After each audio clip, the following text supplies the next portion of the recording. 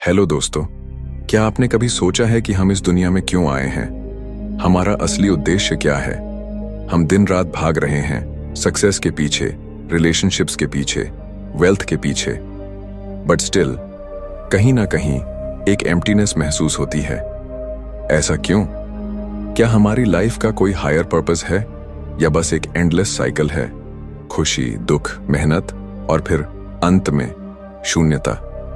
शायद आपने भी कभी अपने आप से ये सवाल पूछे होंगे जब हम किसी बड़ी प्रॉब्लम में होते हैं, जब हमारा मन अशांत होता है, जब कोई अपना हमें छोड़कर चला जाता है, जब हम हार मानने की कगार पर होते हैं, तब एक ही ख्याल आता है, अब क्या? भगवद गीता एक ऐसी किताब जिसे सिर्फ धार्मिक ग्रंथ कहना गलत होगा। ये कोई मिथोलॉजी नहीं, ये एक लाइफ मैनुअल है। एक ऐसी किताब जो हर इंसान के लिए है, चाहे वो किसी भी रिलीजन, कास्ट या बैकग्राउंड से हो। इस किताब में वो टाइमलेस विजडम है जो सेंचुरीज से लोगों की जिंदगी बदल रही है। स्टीव जॉब्स से लेकर एल्बर्ट आइंस्टाइन तक कितने ही महान लोगों ने गीता से इंस्पिरेशन ली है। लेकिन असली सवाल ये है, क्या गीता आज भी हमारे लिए रेलेवेंट है? क्या उसमें वो आंसर्स हैं जो हमें अपनी डेली लाइफ की प्रॉब्लम्स को सॉल्व करने में हेल्प कर सकते हैं? आज की दुनिया में हम टेक्नोलॉजी से कनेक्टेड हैं लेकिन खुद से डिस्कनेक्टेड। हमारे पास नॉलेज है लेकिन इनर पीस नहीं। हम स्मार्ट हैं लेकिन हैप्पी नहीं। हम स्ट्रांग दिखते हैं लेकिन अंदर से कितने ही लोग टूटे हुए हैं। और यहीं पर भगवद गीता हमारी मदद करती है।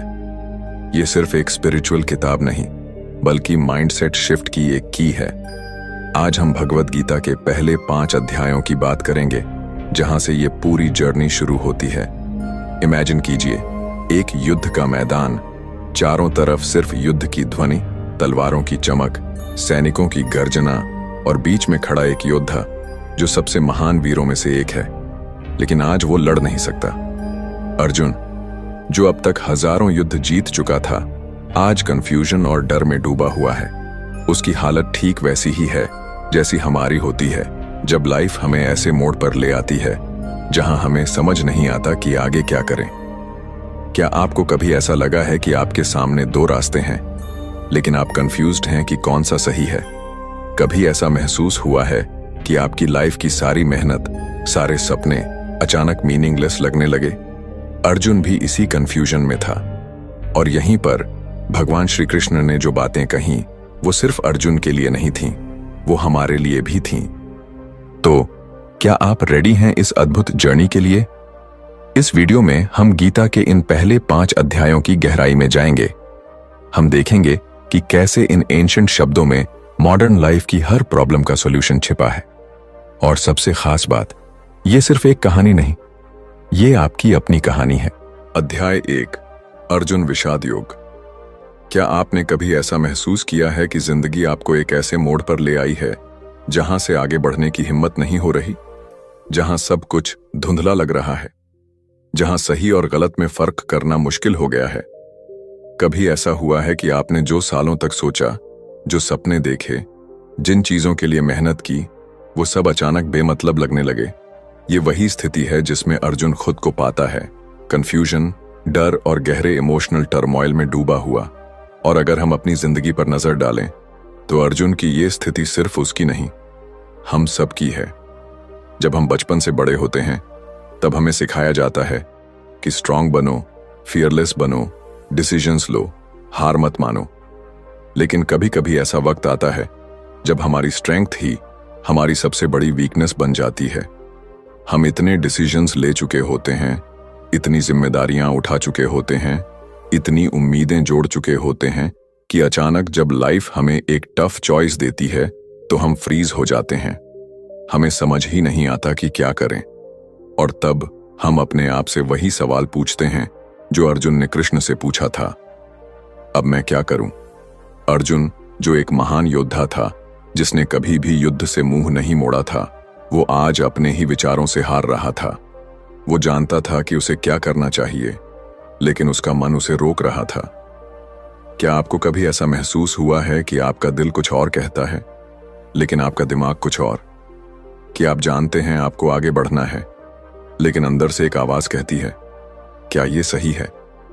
हमारी लाइफ में भी ऐसे मोमेंट्स आते हैं जब हमें कोई बड़ा फैसला लेना होता है, करियर में, रिलेशनशिप्स में, फैमिली में। कभी कभी हम दो ऐसे रास्तों के बीच फंस जाते हैं जहां एक रास्ता ड्यूटी का होता है और दूसरा इमोशंस का। और जब इमोशंस ओवर पावर करने लगते हैं तब कंफ्यूजन बढ़ता है। अर्जुन के लिए ये सिर्फ एक युद्ध नहीं था, ये उसकी वैल्यूज, उसकी बिलीफ्स और उसके इमोशंस की अल्टीमेट टेस्ट थी। और यही टेस्ट तो हमारी लाइफ में भी होती है, जब हमें किसी टफ डिसीजन का सामना करना पड़ता है, जब हमें कुछ सैक्रिफाइस करना पड़ता है, जब हमें किसी अपने से दूर जाना पड़ता है, जब हमें वो करना पड़ता है जो हम नहीं करना चाहते, तब वही कॉन्फ्लिक्ट हमारे अंदर भी चलता है जो अर्जुन के अंदर चल रहा था। क्या ये सही है? क्या ये गलत है? अगर मैंने ये फैसला लिया तो क्या होगा? अगर मैंने वो रास्ता चुना तो क्या मैं खुश रहूंगा? क्या मेरे डिसीजन सही हैं? क्या मैं हार रहा हूं? यही सवाल अर्जुन के भी थे और यही सवाल हमारे भी हैं। लेकिन यहां एक और गहरी बात छुपी हुई है। अर्जुन सिर्फ इसलिए नहीं हारा था क्योंकि वो डर गया था, बल्कि इसलिए क्योंकि उसने अपनी सिचुएशन को एक लिमिटेशन की तरह देखा, ना कि एक अपॉर्चुनिटी की तरह। उसने सोचा कि अगर उसने युद्ध किया तो वो अपने ही लोगों के खिलाफ जाएगा, और अगर उसने युद्ध नहीं किया तो वो अपने धर्म के खिलाफ जाएगा। दोनों ही सिचुएशंस में उसे हार दिख रही थी। लेकिन क्या सच में वो हार थी? हमारी लाइफ में भी जब हम एक टफ सिचुएशन में होते हैं तो हम सिर्फ दो ही ऑप्शंस देखते हैं, या तो हम हार रहे होते हैं या जीत रहे होते हैं। लेकिन असल में लाइफ कभी ब्लैक और व्हाइट नहीं होती। हमेशा एक तीसरा ऑप्शन होता है, विजडम का, क्लैरिटी का और सही समझ का। भगवद गीता का पहला अध्याय हमें यह सिखाता है कि हमारी लाइफ में जो भी कंफ्यूजन आता है वो असल में एक बहुत बड़ा सिग्नल होता है कि हम किसी बड़े बदलाव के लिए तैयार हैं। जब भी हमें कोई बड़ा डिसीजन लेना होता है, जब भी हमारी सोच हमें रोकने लगती है, जब भी हम अपने ही विचारों में उलझ जाते हैं, तो हमें समझ जाना चाहिए कि हमें सिर्फ सही गाइडेंस की जरूरत है। अर्जुन के पास कृष्ण थे जिन्होंने उसे सही रास्ता दिखाया। लेकिन हम सबके पास भी एक कृष्ण होते हैं। कभी वो हमारे पेरेंट्स होते हैं, कभी हमारे टीचर्स, कभी कोई दोस्त, और कई बार वो गाइडेंस खुद हमारे अंदर होती है। लेकिन हम उसे सुनते नहीं क्योंकि हमारा मन डर से, गिल्ट से, इमोशन से भर चुका होता है। तो आज जब भी आपकी लाइफ में कोई ऐसा मोमेंट आए जब आपको लगे कि आप स्टक हैं, जब आपको लगे कि आप आगे नहीं बढ़ सकते, जब आपको लगे कि आपको क्लैरिटी नहीं मिल रही, तब याद रखिए, ये सिर्फ कंफ्यूजन नहीं है, ये एक अपॉर्चुनिटी है, एक नया रास्ता खोजने की, एक नई सोच अपनाने की और अपने अंदर के डर से बाहर निकलने की। भगवद गीता का पहला अध्याय सिर्फ अर्जुन की कहानी नहीं, ये हमारी कहानी है। हर वो इंसान जो किसी डिसीजन में फंसा है, हर वो इंसान जो इमोशंस और ड्यूटी के बीच झूल रहा है, हर वो इंसान जो ये नहीं समझ पा रहा कि सही क्या है और गलत क्या, उसके लिए ये अध्याय एक मिरर है। अब सवाल ये है, क्या हम अर्जुन की तरह अपने सवालों में ही उलझे रहेंगे, या हम कृष्ण की गाइडेंस को एक्सेप्ट करेंगे और अपने जवाब खुद खोजेंगे? चुनाव हमारा है। अध्याय 2, सांख्य योग। क्या आपने कभी ऐसा महसूस किया है कि लाइफ में जितना भी ट्राई कर लो फिर भी सब कुछ हमारे कंट्रोल में नहीं होता? कभी सोचा है कि हम डिसीजंस तो लेते हैं, मेहनत भी करते हैं, लेकिन फिर भी डर, इनसिक्योरिटी और फेलियर का डर हमारे अंदर बना रहता है? ऐसा क्यों होता है कि कोई छोटी सी रिजेक्शन हमें अंदर तक हिला देती है? हम किसी को खोने के डर में जीते हैं, फ्यूचर को लेकर एंग्जाइटी में रहते हैं, पास्ट की मिस्टेक्स पर रिग्रेट करते हैं। हम इतने इमोशंस में उलझे रहते हैं कि ये भूल ही जाते हैं कि असल में हमें करना क्या था। अर्जुन की भी यही हालत थी। अर्जुन को हमेशा से पता था कि वो एक वॉरियर है। उसने बचपन से यही सीखा था कि युद्ध करना उसका धर्म है, कि अपने लोगों की रक्षा करना ही उसका कर्तव्य है। लेकिन जब समय आया, जब उसे सच में खड़ा होना था, तो वो हिल गया। उसका मन उसे सवालों के जाल में फंसा रहा था। क्या सही है, क्या गलत है, क्या उसे ये करना चाहिए या नहीं? लेकिन असली सवाल ये था कि उसका मन इतना कमजोर क्यों हो गया था? वो जो कभी अजेय था, वो आज इतना टूट क्यों गया? हमारी लाइफ में भी यही होता है। जब तक हम कंफर्ट जोन में होते हैं, तब तक हमें लगता है कि हम स्ट्रांग हैं। लेकिन जब कोई बड़ा चैलेंज आता है, जब हमें कोई ऐसा डिसीजन लेना होता है जो हमारी पूरी लाइफ बदल सकता है, तब हमें अपनी असली रियलिटी दिखती है। हम सोचते हैं कि हम प्रिपेयर्ड हैं, लेकिन जैसे ही मुश्किल डिसीजन सामने आते हैं, हमारी कॉन्फिडेंस हिल जाती है। कृष्ण ने अर्जुन से कहा, जिस चीज का जन्म हुआ है उसका अंत भी निश्चित है, और जिसका अंत होगा उसका जन्म भी होगा। यह सुनने में सिंपल लगता है, लेकिन अगर इसे समझ लिया जाए तो हमारी सारी परेशानियां खत्म हो सकती हैं। हम दिन रात अपने करियर, रिलेशनशिप्स, हेल्थ, सक्सेस और फेलियर को लेकर स्ट्रेस में रहते हैं, लेकिन कभी सोचा है कि यह सब टेम्पररी है? जो आज है वो कल नहीं रहेगा, और जो आज नहीं है वो कल आ सकता है। लेकिन फिर भी हम उसी चीज के लिए परेशान रहते हैं जो हमेशा चेंज होने वाली है। हम दुखी होते हैं क्योंकि हम चीजों को पकड़ कर रखना चाहते हैं। हम चाहते हैं कि हमारे पास कंट्रोल हो, कि हमारी लाइफ बिल्कुल हमारी एक्सपेक्टेशंस के हिसाब से चले। लेकिन जब रियलिटी अलग होती है, तब हमें पेन महसूस होता है। अर्जुन का भी यही हाल था। वो चाहता था कि जो सिचुएशन उसके सामने खड़ी है वो उसके हिसाब से हो, लेकिन लाइफ कभी किसी के हिसाब से नहीं चलती। कृष्ण ने उससे कहा, जो हुआ अच्छा हुआ, जो हो रहा है अच्छा हो रहा है, और जो होगा वो भी अच्छा ही होगा। सुनने में ये एक सिंपल लाइन लग सकती है, लेकिन क्या हमने कभी इसे ट्रूली एक्सेप्ट किया है? क्या हमने कभी सोचा है कि जो चैलेंजेस आज हमारे सामने हैं वो ही हमें और स्ट्रांग बना रहे हैं? क्या हमने कभी महसूस किया है कि लाइफ की सबसे पेनफुल सिचुएशंस ही हमें सबसे बड़ा लेसन देती हैं? हम अपनी जिंदगी में बहुत बार अर्जुन की तरह बिहेव करते हैं। जब तक चीजें हमारे हिसाब से चलती हैं, तब तक हम खुश होते हैं, लेकिन जैसे ही कोई मुश्किल आती है, हम पैनिक कर जाते हैं, डिसीजन लेने से डरने लगते हैं, खुद पर डाउट करने लगते हैं। हम भूल जाते हैं कि हम कौन हैं, कि हमारा असली पर्पस क्या है। लेकिन कृष्ण हमें याद दिलाते हैं, तू शरीर नहीं, आत्मा है। सोचिए, अगर हम इस एक थॉट को डीपली समझ लें तो क्या होगा? अगर हमें पता चल जाए कि हम सिर्फ ये शरीर नहीं हैं, बल्कि एक एनर्जी है जो कभी खत्म नहीं हो सकती, तो क्या हम किसी चीज से डरेंगे? क्या हम फेलियर को इतना बड़ा बना देंगे? क्या हम रिजेक्शन से डरेंगे? नहीं, क्योंकि फिर हमें समझ आ जाएगा कि ये सब टेम्पोरेरी है। ये जो दुनिया हमें इतनी रियल लगती है, ये जो प्रॉब्लम्स हमें इतनी बड़ी लगती हैं, ये सब इल्यूजन है। अर्जुन का सबसे बड़ा डर यही था, उसके अपनों का क्या होगा? अगर उसने युद्ध किया तो वो अपनी फैमिली के खिलाफ जाएगा। अगर उसने युद्ध नहीं किया तो वो अपने कर्तव्य के खिलाफ जाएगा। लेकिन कृष्ण उसे समझाते हैं कि कर्तव्य सबसे बड़ा है। कर्म करना तेरा धर्म है, लेकिन फल की चिंता तेरा अधिकार नहीं है। हमारी लाइफ में भी यही होता है। हम किसी काम को सिर्फ इसलिए नहीं करते क्योंकि हमें लगता है कि शायद हमें उससे वो रिजल्ट नहीं मिलेगा जो हम चाहते हैं। लेकिन अगर हम हर डिसीजन को इस थॉट के साथ लें कि मुझे सिर्फ अपना काम करना है, रिजल्ट की चिंता नहीं करनी, तो हमारी सारी परेशानियां खत्म हो जाएंगी। क्या आपने कभी नोटिस किया है कि जब हम किसी काम को एंजॉय करते हैं तो हमें रिजल्ट की फिक्र नहीं होती? जब कोई आर्टिस्ट पेंटिंग बना रहा होता है तो वो कलर्स में खो जाता है। जब कोई म्यूजिशियन गा रहा होता है तो वो सुरों में बह जाता है। जब कोई राइटर लिख रहा होता है तो वो शब्दों में डूब जाता है, क्योंकि वो कर्म कर रहा होता है लेकिन रिजल्ट की चिंता नहीं कर रहा होता। लेकिन जैसे ही हम रिजल्ट के बारे में सोचते हैं, हमारी क्रिएटिविटी, हमारी एनर्जी सब रुक जाती है। यही लाइफ का सबसे बड़ा सीक्रेट है। Work with full dedication but don't get attached to the result.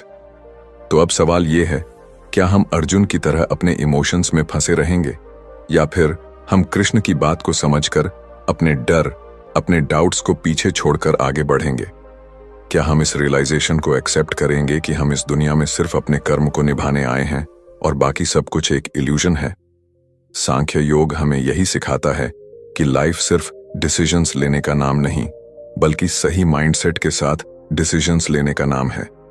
ये हमें सिखाता है कि हमें हर चीज को टेम्पोरेरी समझकर एक्ट करना चाहिए, कि हमें अपने कर्म पर फोकस करना चाहिए, ना कि उसके रिजल्ट पर।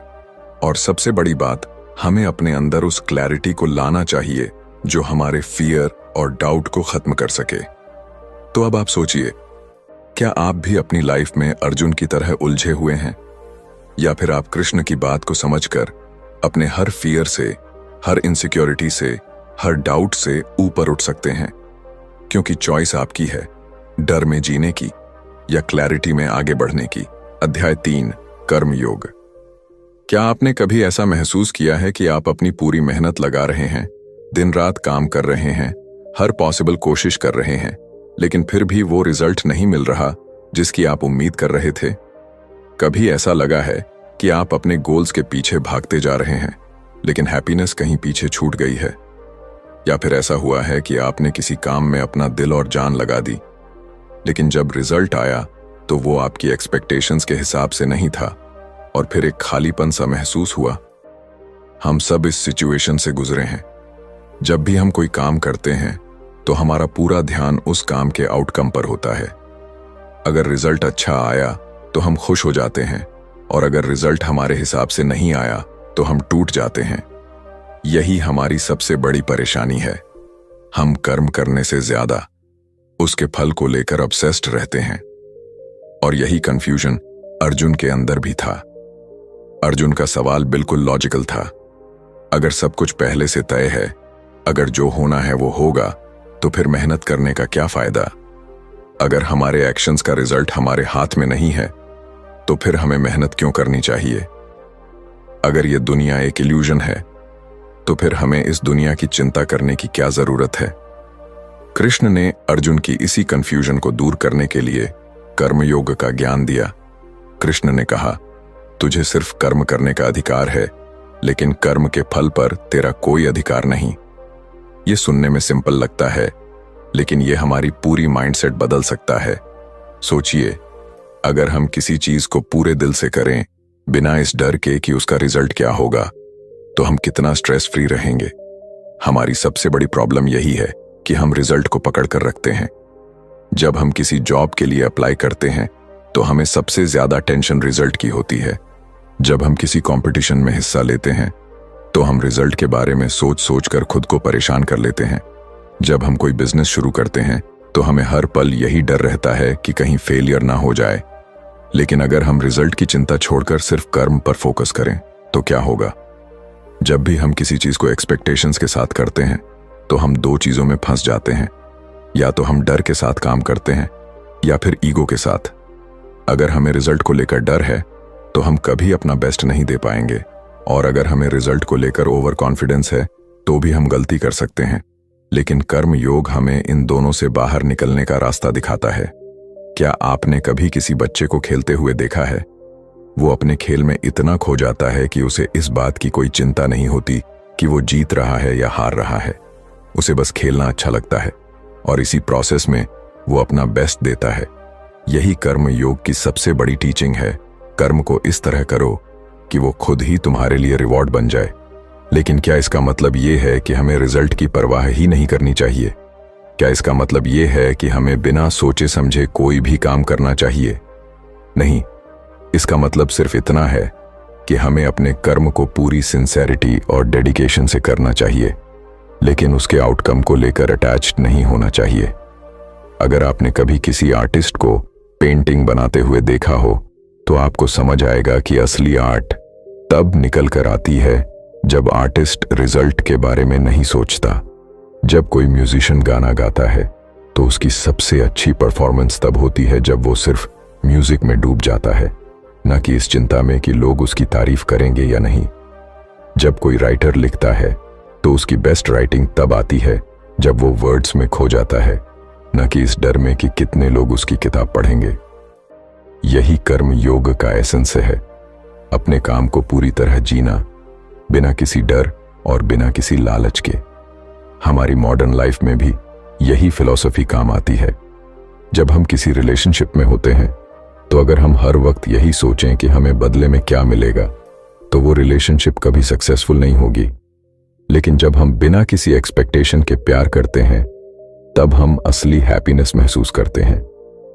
जब हम किसी दोस्त की मदद करते हैं, तो अगर हम बदले में कुछ एक्सपेक्ट करें, तो वो मदद नहीं, एक डील बन जाती है। लेकिन जब हम बस दिल से किसी की मदद करते हैं, तब हमें असली सेटिस्फैक्शन मिलता है। यही कर्म योग की ताकत है, डिटैचमेंट के साथ एक्शन। कृष्ण अर्जुन से कहते हैं, अगर तू निष्काम भाव से कर्म करेगा तो तेरा हर कार्य पूजा बन जाएगा। सोचिए, अगर हम अपनी डेली लाइफ में इस थॉट को अप्लाई करें तो हमारी पूरी लाइफ चेंज हो सकती है। इमेजिन कीजिए कि आप अपने काम में इतने इन्वॉल्व्ड हो जाएं कि आपको बस काम करने की खुशी मिले, ना कि रिजल्ट की चिंता। इमेजिन कीजिए कि आप कोई भी गोल सिर्फ इसीलिए चेस करें क्योंकि आपको उसे अचीव करने में मजा आता है, ना कि सिर्फ इसलिए कि आपको दूसरों से तारीफ चाहिए। जब हम इस लेवल पर पहुंच जाते हैं तब हमारी लाइफ में एक अलग ही सेंस ऑफ पीस और फुलफिलमेंट आ जाता है। लेकिन प्रैक्टिकल लाइफ में इसे अप्लाई करना आसान नहीं है। हमें बचपन से यही सिखाया गया है कि रिजल्ट ही सबसे ज्यादा इंपॉर्टेंट होता है। हमें हमेशा सिखाया गया है कि अगर हमें कोई काम करना है तो उसका कोई ना कोई फायदा जरूर होना चाहिए। लेकिन कर्म योग हमें सिखाता है कि असली सफलता तब मिलती है जब हम कर्म को ही अपना रिवॉर्ड मान लेते हैं। तो अब सवाल ये है, क्या हम अपनी लाइफ में इस फिलॉसफी को अप्लाई कर सकते हैं? क्या हम काम को सिर्फ इसलिए कर सकते हैं क्योंकि हमें वो करना अच्छा लगता है, बिना इस चिंता के कि उसका रिजल्ट क्या होगा? क्या हम अपने गोल्स के पीछे भागना छोड़कर अपने एक्शंस को एंजॉय कर सकते हैं? अगर हां, तो समझ लीजिए कि हमने सच में कर्मयोग को समझ लिया। अब ये आपके ऊपर है। क्या आप भी अपनी जिंदगी में रिजल्ट की चिंता छोड़कर अपने कर्म पर फोकस कर सकते हैं? क्या आप बिना डर और बिना ईगो के पूरी सिंसेरिटी से अपने काम को कर सकते हैं? क्या आप उस लेवल पर पहुंच सकते हैं जहां आपका हर एक्शन, हर डिसीजन एक पूजा बन जाए? कृष्ण ने अर्जुन को यह ज्ञान दिया था, लेकिन असल में यह हर इंसान के लिए था। यह सिर्फ एक युद्ध की बात नहीं थी, यह पूरी लाइफ की फिलॉसफी थी। और अगर हम इसे समझ लें तो हमारी पूरी जिंदगी बदल सकती है। अब चॉइस आपकी है, रिजल्ट के बारे में सोच सोचकर परेशान होने की या फिर अपने कर्म को अपना धर्म मानकर आगे बढ़ने की। अध्याय 4, ज्ञान कर्म संन्यास योग। क्या आपने कभी सोचा है कि इस दुनिया में सबसे ज्यादा कंफ्यूजन किस चीज को लेकर है? पैसा, रिश्ते, सफलता? नहीं, सबसे ज्यादा कंफ्यूजन हमारे अपने जीवन को लेकर है। हम कौन हैं, हमें क्या करना चाहिए और हमारा असली उद्देश्य क्या है? हम डिसीजंस तो लेते हैं, लेकिन हर डिसीजन के पीछे एक डर होता है। कहीं गलत रास्ते पर तो नहीं जा रहे, कहीं जो कर रहे हैं वो व्यर्थ तो नहीं। हम अपने कर्मों को लेकर भी उलझन में रहते हैं। काम करना चाहिए या संन्यास ले लेना चाहिए? सफलता का पीछा करना चाहिए या इनर पीस खोजना चाहिए? अगर सब कुछ टेम्पोररी है तो फिर एफर्ट क्यों करें? अर्जुन भी इसी उलझन में था। उसे युद्ध लड़ना था, लेकिन मन में हजारों सवाल थे। क्या यह सही है? क्या हिंसा धर्म हो सकती है? क्या कर्म का त्याग कर देना ही सच्चा ज्ञान है? कृष्ण ने उसे जो उत्तर दिया वही ज्ञान कर्म संन्यास योग का सार है। इस दुनिया में कर्म से बचा नहीं जा सकता, लेकिन कर्म को कैसे किया जाए यही सबसे बड़ा ज्ञान है। हमारे जीवन में भी यही डिलेमा चलता रहता है। हम मेहनत करते हैं, संघर्ष करते हैं, लेकिन फिर भी कभी कभी सोचते हैं, क्या ये सब वर्थ इट है? क्यों ना इस भाग दौड़ से दूर होकर शांति की तलाश की जाए? लेकिन यहां एक पैराडॉक्स आता है, शांति त्याग में नहीं, सही कर्म में है। हम में से कई लोग सोचते हैं कि रियल हैप्पीनेस का मतलब है रिस्पॉन्सिबिलिटीज से बच जाना, दुनिया से कट जाना और बस अकेले एक पीसफुल लाइफ जीना। लेकिन क्या सच में यही पीस है? अगर ऐसा होता तो सबसे ज्यादा खुश हर्मिट्स होते और सबसे ज्यादा दुखी वो लोग होते जो बड़े बड़े काम कर रहे हैं। लेकिन ऐसा नहीं है। कुछ लोग पूरी दुनिया को ट्रांसफॉर्म कर देते हैं और फिर भी अंदर से पूरी तरह शांत होते हैं। और कुछ लोग दुनिया से भागने के बाद भी रेस्टलेसनेस महसूस करते हैं। कृष्ण कहते हैं कि असली त्याग कर्म को छोड़ना नहीं, बल्कि कर्म को ज्ञान के साथ करना है। यानी काम वही रहेंगे, लेकिन हमारी सोच बदल जाएगी। जैसे कोई खिलाड़ी मैदान में खेल रहा हो, लेकिन उसे खेल का पूरा ज्ञान हो तो हर कदम को कॉन्फिडेंस के साथ उठाएगा। लेकिन अगर उसे खुद पर डाउट हो तो वो कमजोर पड़ जाएगा। जीवन भी ऐसा ही है। अगर हमें सही ज्ञान नहीं है तो हम अपने कर्मों में फंसे रहेंगे, लेकिन अगर हमें क्लैरिटी है तो वही कर्म हमें मुक्त कर देंगे। अब सोचिए, क्या आपने कभी ऐसा महसूस किया है कि जब आप किसी काम को पूरी अवेयरनेस के साथ करते हैं तब वो काम बोझ नहीं लगता? जब आपको अपने काम का सही पर्पस पता होता है तो मेहनत भी आसान लगती है। लेकिन जब आप किसी काम को बस मजबूरी में करते हैं, बिना किसी अंडरस्टैंडिंग के, तो वही काम भारी लगने लगता है। यही ज्ञान का महत्व है। हम में से कई लोग सोचते हैं कि लाइफ में अगर पीस चाहिए तो हमें एम्बिशियस नहीं होना चाहिए। लेकिन कृष्ण कहते हैं कि प्रॉब्लम एम्बिशन में नहीं, अटैचमेंट में है। अगर हम अपने कर्म को बिना किसी ईगो के, बिना किसी लालच के कर सकें तो वही कर्म हमें बॉन्डेज से मुक्त कर सकते हैं। जैसे एक पेड़ फल देता है लेकिन खुद उन फलों को नहीं खाता, सूरज रोशनी देता है लेकिन बदले में कुछ नहीं मांगता। इसी तरह जब हम अपने एक्शंस को सेल्फलेसली करते हैं तब हमें असली फ्रीडम मिलती है। सोचिए, अगर आपको पता चल जाए कि हर काम जो आप कर रहे हैं वो सिर्फ आपकी ग्रोथ के लिए है और उसका कोई अल्टीमेट कॉन्सिक्वेंस नहीं है, तो क्या आप ज्यादा कॉन्फिडेंटली डिसीजंस नहीं लेंगे? जब हम किसी गेम को खेलते हैं तो हमारा पूरा फोकस खेल पर होता है, जीतने पर नहीं, और इसी वजह से हम बेस्ट परफॉर्मेंस देते हैं। लेकिन जैसे ही हम सिर्फ जीत पर फोकस करने लगते हैं, गेम में मजा चला जाता है और स्ट्रेस बढ़ जाता है। यही प्रिंसिपल लाइफ में भी लागू होता है। ज्ञान कर्म संन्यास योग हमें यही सिखाता है कि कर्म करना जरूरी है, लेकिन सही ज्ञान के साथ। जब हमें समझ आ जाता है कि यह दुनिया एक कंटिन्यूअस फ्लो है और हम बस एक मीडियम हैं, तब हमारे एक्शंस में एक अलग ही एनर्जी आ जाती है। फिर हम किसी काम को सिर्फ रिवॉर्ड के लिए नहीं करते, बल्कि क्योंकि वो करना हमारा धर्म है। अक्सर लोग सोचते हैं कि त्याग का मतलब होता है दुनिया छोड़ देना, काम करना बंद कर देना और एकांत में चले जाना। लेकिन कृष्ण बताते हैं कि असली संन्यास त्याग में नहीं, सही सोच में है। त्याग बाहर से नहीं, अंदर से होना चाहिए।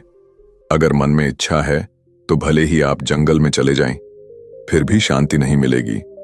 लेकिन अगर मन में क्लैरिटी है तो आप बैटलफील्ड में खड़े होकर भी शांत रह सकते हैं। हमारी मॉडर्न लाइफ में भी यही प्रिंसिपल काम करता है। क्या आपने कभी नोटिस किया है कि कुछ लोग एक ही तरह का काम करके स्ट्रेस में रहते हैं और कुछ लोग उसी काम को एंजॉय करते हैं? फर्क नॉलेज का है। जो लोग अपने कर्म को हायर पर्पस से जोड़ देते हैं, उनके लिए हर एक्शन मीनिंगफुल बन जाता है। लेकिन जो लोग सिर्फ शॉर्ट टर्म गोल्स पर फोकस करते हैं, उनके लिए हर फेलियर एक दुखद कहानी बन जाती है। कृष्ण हमें यही समझाते हैं, अगर हमें असली फ्रीडम चाहिए तो हमें अपने कर्म के पीछे छिपे हायर नॉलेज को समझना होगा। कर्म को प्रॉब्लम की तरह नहीं, अपॉर्चुनिटी की तरह देखना होगा। जब हम ऐसा करते हैं तब हम हर स्थिति में शांत रह सकते हैं, क्योंकि हमें पता होता है कि हमारा काम बस एक्शन लेना है, रिजल्ट अपने आप आएगा। अब सोचिए, क्या आप भी अपनी लाइफ में इस नॉलेज को अप्लाई कर सकते हैं? क्या आप अपने हर काम को क्लैरिटी के साथ कर सकते हैं, बिना अटैचमेंट के? क्या आप अपने डिसीजंस को फियरलेसली ले सकते हैं, ये जानते हुए कि आप बस एक इंस्ट्रूमेंट हैं और असली पावर कहीं और है? अगर हां, तो समझिए कि आपने असली ज्ञान कर्म संन्यास योग को समझ लिया। यहां सवाल सिर्फ अर्जुन का नहीं है, ये सवाल हम सबका है। क्या हम अपने कर्म को नॉलेज के साथ कर सकते हैं? क्या हम हर एक्शन को मेडिटेशन बना सकते हैं? क्या हम इस अंडरस्टैंडिंग तक पहुंच सकते हैं कि लाइफ में कोई भी चीज परमानेंट नहीं है और इसलिए हमें हर पल को पूरे अवेयरनेस के साथ जीना चाहिए? कृष्ण ने अर्जुन को यह ज्ञान युद्ध भूमि में दिया था, लेकिन असल में यह हर इंसान के लिए था। अगर हम इसे समझ लें तो हमारी पूरी जिंदगी बदल सकती है। अब चॉइस आपकी है, दुनिया से भागने की या सही ज्ञान के साथ कर्म करने की। अध्याय 5, संन्यास योग। क्या आपने कभी सोचा है कि जीवन का असली सुख किसमें है, त्याग में या भोग में? हमें बचपन से दो एक्सट्रीम रास्तों के बारे में बताया जाता है। एक तरफ वो लोग हैं जो कहते हैं कि अगर जीवन में पीस चाहिए तो सब कुछ त्याग दो, दुनिया छोड़ दो, सन्यासी बन जाओ। दूसरी तरफ वो लोग हैं जो कहते हैं कि जीवन का असली मजा भोग में है, सफलता में है, मटेरियल चीजों में है। लेकिन असली सवाल यह है, क्या त्याग का मतलब सिर्फ भोग से दूर रहना है, या फिर असली संन्यास कुछ और है। हम में से कई लोग सोचते हैं कि त्याग करने का मतलब होता है अपने घर परिवार, पैसा, संपत्ति, रिश्ते सब कुछ छोड़ देना। लेकिन क्या यह सच में त्याग है?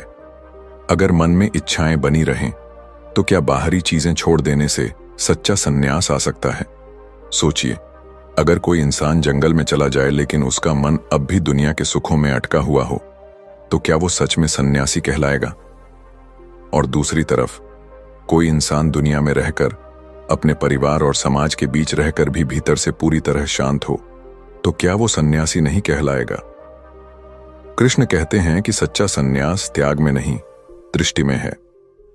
सन्यास का मतलब यह नहीं कि आप अपने कर्तव्यों से भाग जाएं, बल्कि यह समझना कि आप जो कुछ भी कर रहे हैं वह सिर्फ एक माध्यम है, एक जिम्मेदारी है, लेकिन आपकी असली पहचान इससे कहीं आगे है।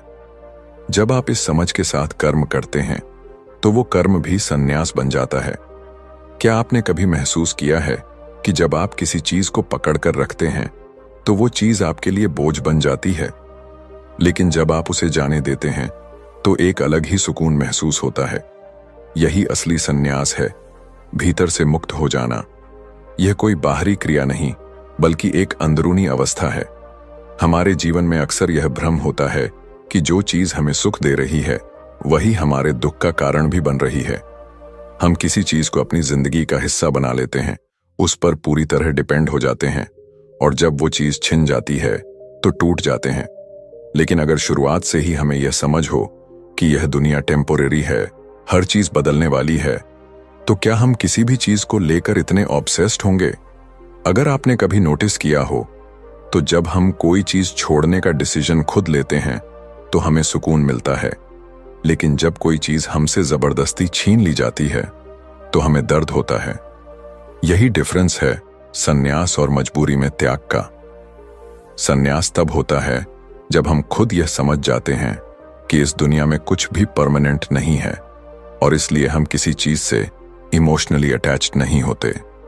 लेकिन जब हमें कोई चीज छोड़नी पड़ती है क्योंकि हमारे पास कोई और ऑप्शन नहीं होता, तो वह त्याग दुखदाई हो जाता है।